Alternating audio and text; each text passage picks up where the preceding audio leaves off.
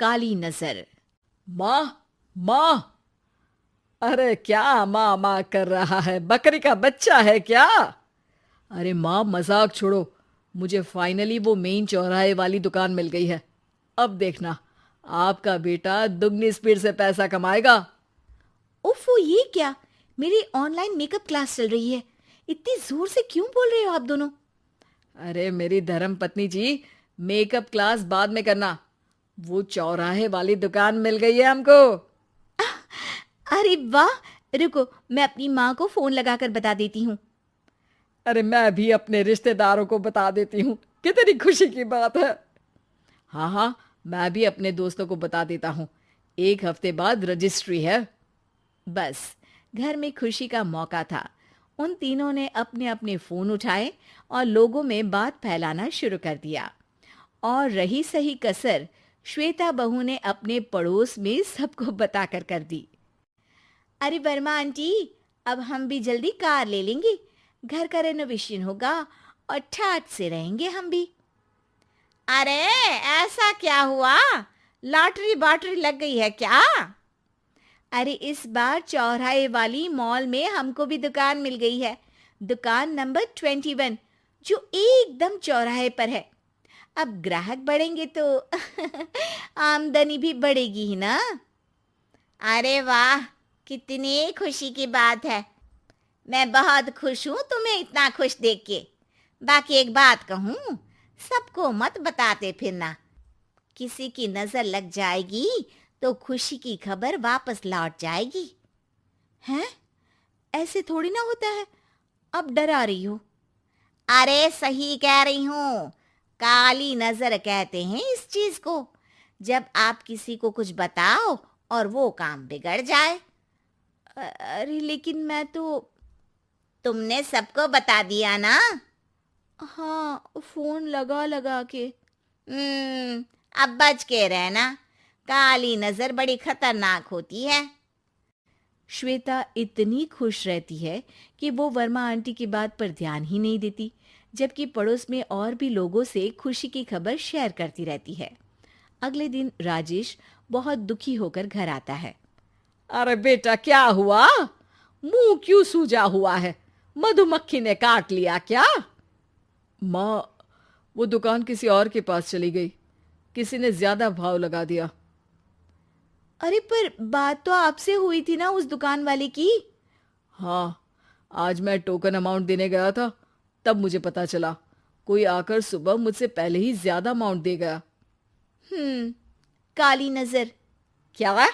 क्या कहा? वर्मा आंटी ने समझाया था कि किसी को बताना मत, वरना काली नजर लग जाएगी।